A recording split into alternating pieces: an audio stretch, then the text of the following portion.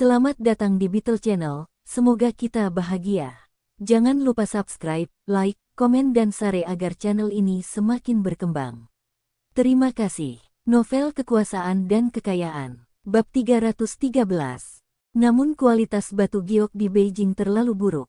Dong Suebing telah menyisir seluruh Panjiayuan dan semua pasar antik dengan perjudian batu. Namun pada akhirnya, dia hanya dapat menemukan batu giok kelas menengah ke bawah. Meskipun batu giok ini dianggap batu giok yang bagus bagi rakyat jelata dan mahal, namun tidak berguna bagi Dong Suebing. Batu giok yang nilainya beberapa ribu hingga puluhan ribu bahkan tidak memenuhi syarat untuk dilelang. Itu pasti kadar esnya ke atas. Setelah 10 hari, Dong Suebing masih belum menemukan batu giok yang dicarinya. Saat lelang giok semakin dekat, Dong Suebing menjadi cemas. Dini hari, lantai paling atas perusahaan lelang Yunde. Langit masih gelap seiring fajar menyingsing. Sekarang jam 5 pagi. Ku Yunsuan, dengan pakaian dalam sutra, bangun dan duduk di tempat tidur. Dia melihat Dong Suebing yang tidur di sampingnya dan membungkuk untuk menciumnya sebelum berpakaian. 2 hari terakhir ini, Dong Suebing dan dia sibuk mencari batu giok dan selalu bermalam di perusahaannya. Ku Yunsuan memiliki ruang tamu yang dilengkapi dengan tempat tidur queen, meja rias, lemari es, lemari del di belakang kantornya. Biasanya, ketika Ku Yunsuan bekerja lembur di kantornya, dia akan tidur di sana. Ruangan ini telah menjadi rumah keduanya. Dong Suebing mengusap matanya dan bangun. Apakah aku membangunkanmu? Ku Yunsuan memandang Dong Suebing dengan nada meminta maaf. Tidurlah sebentar lagi. Dong Suebing menguap. Aku bangun. Bisakah kamu membantuku mendapatkan gaun? Ku Yunsuan membelai wajah Dong Suebing dengan penuh kasih. Jangan cemas dengan batu giok itu. Batu giok kelas kaca dan kelas es tidak mudah didapat. Anda pasti lelah karena berlarian beberapa hari terakhir ini. Tidurlah lebih lama lagi. Kami mengadakan lelang skala kecil besok, dan saya harus menyiapkan tempatnya besok. Oh, bolehkah aku menaruh ginseng liar yang kau tinggalkan untuk pelelangan besok? Aku telah memberimu ginseng, dan terserah padamu untuk memutuskan. Oke, aku akan berangkat kerja dulu dan akan membangunkanmu saat aku kembali. Setelah meninggalkan kantornya, Ku Yunsuan menghela nafas. Bagaimana mungkin dia tidak ingin sekali menemukan potongan batu giok yang bagus? Ini akan menentukan nasib perusahaan lelang mereka, tetapi dia tidak ingin membuat Xiao Bing stres dan dia berpura-pura semuanya baik-baik saja. Dia telah menerima kabar bahwa perusahaan lelang Jiaxing milik Feng Yi akan memasang batu giok kelas S terbaik untuk dilelang dan merasa sangat tertekan. Dong Suebing tidak kembali tidur di kamar. Dia melemparkan dan membalikkan tempat tidur, memikirkan di mana menemukan batu giok yang bagus. Dong Suebing telah mengunjungi semua pasar antik di Beijing tetapi belum melihat batu giok yang bagus. Haruskah dia mengunjungi pasar barang antik lagi untuk mencoba peruntungannya? Di masa lalu, Dong Suebing beruntung dan mendapatkan sejumlah harta karun dari pasar barang antik dengan kekuatannya. Tapi sekarang, dia tidak bisa berbuat apa-apa. Tidak peduli seberapa kuat kembalinya, tidak ada gunanya jika dia tidak menemukan batu giok apapun. Dia tidak bisa membuat batu giok yang bagus muncul begitu saja. Pagi, ruang pertemuan perusahaan lelang Yunde. Ku Yunsuan telah mengadakan pertemuan dengan orang-orang yang bertanggung jawab atas lelang giok dan para ahli. Dong Suebing juga didorong ke ruang pertemuan olehnya. Semua orang di pertemuan itu tampak murung. Seorang pria berusia 30-an berkata, "Manajerku, kami berhasil mengumpulkan segala macam barang antik untuk lelang kami sebelumnya, dan bahkan jika kami bertemu dengan lelang Jiaxing, tidak masalah. Namun lelang giok yang akan datang diadakan pada hari yang sama dengan lelang Jiaxing, dan hingga saat ini, kami hanya memiliki beberapa keping batu giok. Kebanyakan orang lebih suka melelang batu giok mereka pada Jiaxing."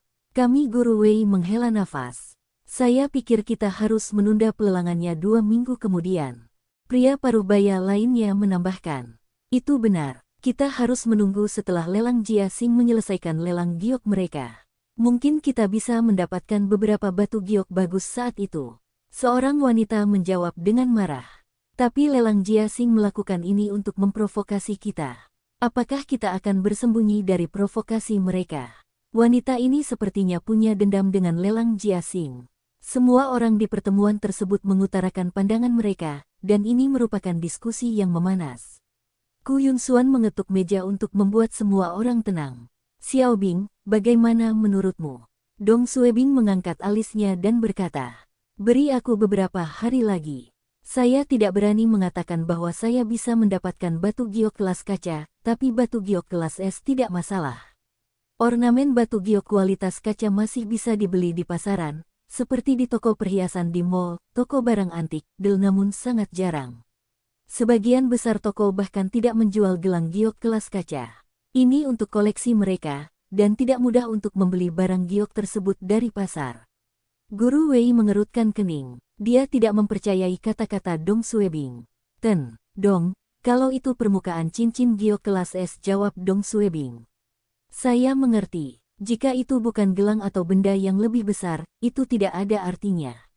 Permukaan cincin kelas S atau perhiasan yang lebih kecil dapat ditemukan dengan mudah di pasaran. Tapi ini terlalu kecil dan harganya paling mahal puluhan hingga ratusan ribu.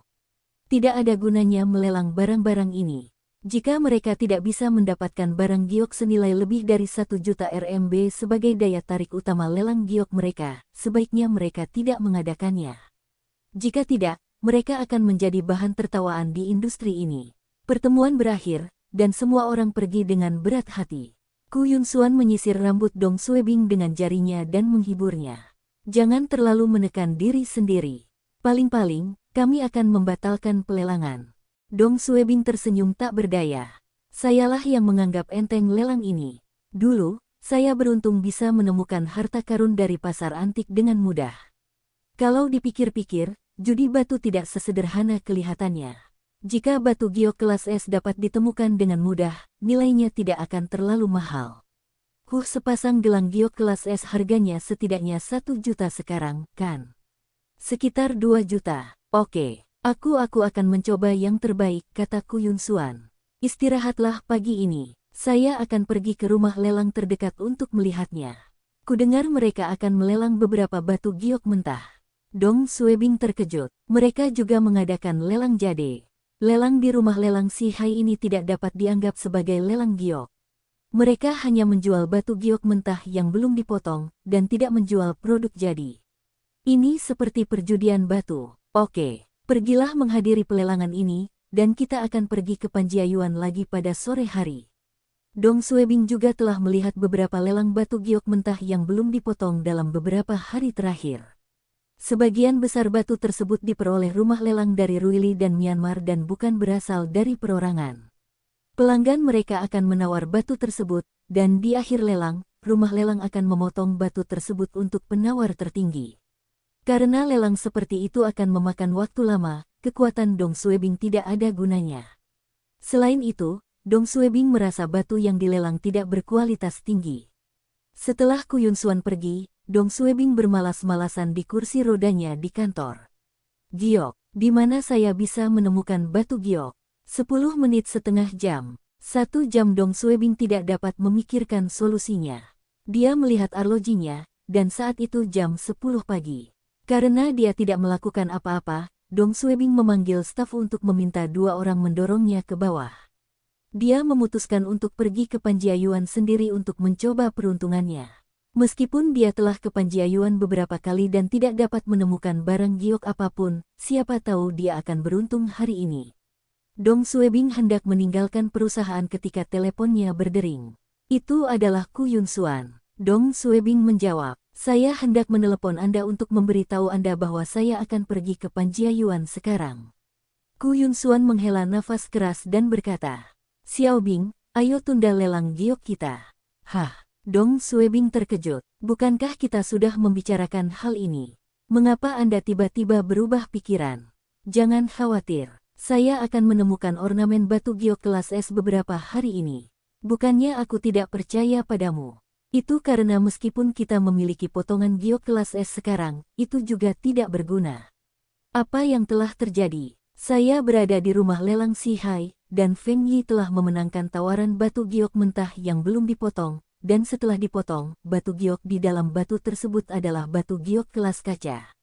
Gioknya masih berjenis kaca berwarna hijau tua dan bisa dijadikan beberapa pasang gelang. Tahukah Anda harga gelang giok kualitas kaca? Sepasang gelang giok kualitas kaca yang lebih rendah harganya setidaknya 10 juta, dan yang lebih baik harganya lebih dari 20 juta. Feng Yi bisa memotong setidaknya 2 pasang gelang dari batu yang dimenangkannya, dan bagaimana kita bisa bersaing dengannya?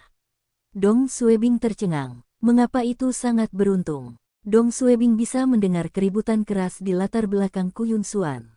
Orang-orang di sana pasti sangat gembira karena batu giok seperti itu jarang ditemukan, bahkan di Ruili.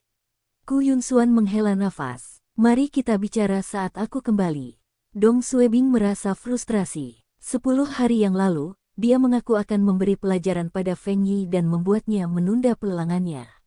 Namun 10 hari kemudian, pihak lain bahkan menemukan giok kelas kaca, giok terbaik dan terlangka di dunia. Apa yang harus kita lakukan? Haruskah kita menyerah dan mengubah tanggal kita? Tunggu. Dong Suebing tiba-tiba bertanya pada Kuyun Xuan. Kapan Feng Yi membeli batu itu? Jawab Kuyun Xuan. Di pelelangan. Saya menanyakan waktu. Sekitar 10 menit yang lalu. Batu itu adalah barang terakhir dalam pelelangan. Dan setelah Feng Yi menang, batu itu langsung dibelah. Dong Suebing segera menjadi cerah. Brengsek, saya telah menunggu kesempatan ini.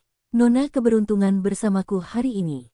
Kembali 20 menit, saat berikutnya, Dong Suebing merasakan tubuhnya bergoyang, dan dia melihat sekelilingnya. Dia telah kembali ke masa ketika kedua staf membawanya menuruni tangga. Selama beberapa hari terakhir, Dong Suebing belum mengumpulkan beg selama 20 menit. Tapi dia tidak harus mencatat berapa banyak waktu yang dia miliki, dan dia hanya berteriak 20 menit untuk kembali lebih jauh ke masa lalu. Dia memperkirakan waktu telah kembali ke sekitar 14 hingga 15 menit yang lalu. Dalam sekejap, kursi roda tersebut dibawa menuruni tangga di lobi lantai dasar. Dong Suebing dengan cepat berteriak, "Xiao Tao, kemarilah." Sekretaris Kuyun Xuan, Xiao Tao, sedang berbicara dengan seseorang di lobi. Dia memandang Dong Suebing dan bertanya, "Apa yang salah? Cepat, dorong aku ke rumah lelang Si Hai." Dong Suebing tidak tahu apakah dia bisa sampai di sana tepat waktu dan terburu-buru. Dia bisa merasakan kebingungannya saat dia berjalan menuju kursi rodanya perlahan. Dong Suebing segera mendorong dirinya ke depan. "Cepat, pimpin jalannya." Xiao Tao tahu tentang Dong Suebing sangat dekat dengan Kuyun Xuan dan tidak bertanya apapun. Dia segera mendorong Dong Suebing keluar dari perusahaan. Dong Suebing menggosok tangannya dan berkata, "Lebih cepat, terima kasih. Ini darurat." Xiao Tao mempercepat langkahnya, dan pada akhirnya, dia hampir berlari. Rumah lelang Si Hai terletak di jalan sebelah lelang Yunde dan dapat dicapai dengan melewati gang. Dalam perjalanannya, Dong Suebing mencoba menelepon Kuyun Xuan, tetapi dia tidak menjawab karena pelelangan masih berlangsung sekarang. "Brengsek!" Dong Suebing dengan cepat berteriak pada Xiao Tao. "Dorong aku masuk." Xiao Tao mendorong Dong Suebing melewati pintu utama lelang Si Hai. Lelang batu giok mentah ini biasanya tidak diadakan di ballroom hotel dan diadakan di perusahaan lelang. Dong Suebing dapat menemukan ruang pertemuan rumah lelang Si Hai secara sekilas karena ukurannya yang kecil. Xiao Tao tahu Dong Suebing sedang terburu-buru dan mengabaikan stafnya. Dia segera mendorong Dong Suebing ke ruang pertemuan, tempat pelelangan berlangsung. Seorang staf menghentikan mereka. "Saya minta maaf, lelang sedang berlangsung sekarang." Dong Suebing dengan cepat berkata kepada staf, "Beri aku label nomor lelang sekarang." Staf itu menjawab, "Lelang sudah dimulai, dan Anda tidak bisa masuk sekarang. Jika Anda ingin membeli batu giok mentah, silakan datang lagi." Dong Suebing tidak mau membuang waktu dan menoleh ke Xiao Tao. "Dorong aku masuk." Xiao Tao ragu-ragu sejenak dan mendorong Dong Suebing ke depan. Staf itu marah dan mencoba menghentikan mereka dengan meraih kursi roda. Dong Suebing menatapnya dengan dingin, meraih pergelangan tangan tongkat itu, memutarnya, dan mendorongnya dengan kuat. Staf itu didorong mundur beberapa langkah. Meskipun Dong Suebing terluka dan tidak bisa menggerakkan kakinya, namun dia masih lebih kuat dari kebanyakan kelas pekerja. Pintu ruang pertemuan terbuka, dan Xiao Tao menerobos masuk bersama Dong Suebing. Juru lelang di podium mengatakan sesuatu dengan mikrofon, di depan banyak orang. Masuknya Dong Suebing ke ruang pertemuan menarik perhatian semua orang. Salah satu anggota staf di dekat pintu dengan cepat berjalan untuk menanyakan apa yang terjadi. Staf di belakang Dong Suebing dengan cepat menjelaskan dan menatap Dong Suebing dengan marah. Orang yang bertanggung jawab atas pelelangan mengerutkan kening karena mengganggu pelelangan melanggar peraturan mereka. Xiao Bing, Ku Yun Xuan melihat Dong Suebing dan berjalan dari tempat duduknya. Pakar batu giok, Guru Wei, bersama Ku Yun Xuan, dan dia mengikuti di belakang. Orang yang bertanggung jawab mengenal Ku Yun Xuan. Manajerku, dia. Ku Yun Xuan memandang Dong Suebing dan berkata, dia adalah temanku dan ada di sini bersamaku. Orang-orang dari rumah lelang Si Hai akhirnya mengizinkan Dong Suebing masuk karena Ku Yun Xuan, dan dia duduk bersama mereka di belakang ruang pertemuan. Ku Yun Xuan bertanya dengan lembut, Xiao Bing, kenapa kamu ada di sini? Dong Suebing sedang menatap podium. Mari kita bicarakan ini nanti. Barang apa yang sedang dilelang sekarang? Ku Yun Xuan menjelaskan. Itu adalah batu giok mentah dengan jendela kecil terbuka. Dari luar, itu seharusnya merupakan batu giok kelas S. Tapi kami tidak yakin dengan ukuran dan kualitas di dalamnya. Apakah ini item terakhir? Harus. Setelah batu ini dijual, mereka akan mulai memotongnya. Dong Suebing merasa lega. Dia berhasil tiba di sini tepat waktu. Setelah jeda singkat, juru lelang melanjutkan pelelangan. Tidak, 22 menawar 6,8 juta. 6,8 juta apakah ada tawaran yang lebih tinggi? 7 juta nomor 5 ditawarkan 7 juta apakah ini harga akhir? 7 juta sekali Feng Yi lah yang mengajukan penawaran 7 juta, dan dia tersenyum bangga. Guru Wei mengerutkan kening, harganya terlalu tinggi. Ku Yun Xuan mengangguk, namun hal ini tidak mengherankan jika dilihat dari kualitas batu ini. Banyak orang akan menyukainya. Batu mentah yang dipotong sebagian ini memungkinkan orang melihat bagian dalam batu giok melalui jendela kecil, dan tidak terlalu berisiko seperti batu yang belum dipotong lainnya. Tentu saja, harga akan lebih tinggi, namun tetap ada risikonya. Misalnya, mungkin hanya lapisan tipis batu giok kelas S di dekat permukaan, dan tidak ada apapun di dalamnya, atau batu giok lainnya memiliki kotoran atau kualitasnya lebih rendah. 7 juta 2 kali. Dong Suebing memandang Ku Yun Xuan. Bibi Xuan, berapa banyak uang yang bisa kita gunakan? Ku Yun Xuan ragu-ragu. Kita harus menyisihkan 2 juta untuk pemasaran dan pengeluaran lainnya, dan bisa menggunakan sekitar 10 juta. Anda sedang memikirkan? Dong Suebing menjawab dengan tegas. Ini adalah batu giok yang bagus.